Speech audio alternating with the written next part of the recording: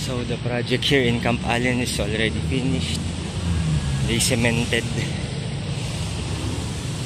this road.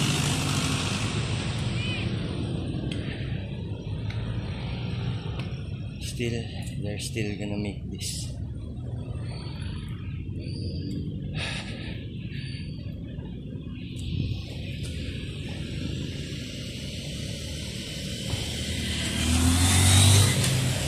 There, cemented, probably the water drainage, so it's okay now. Sidewalk, they're gonna do it.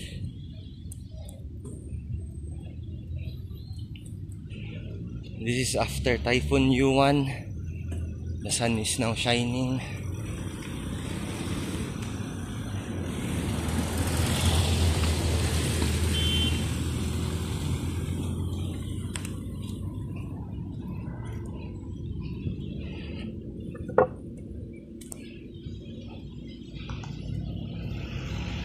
So,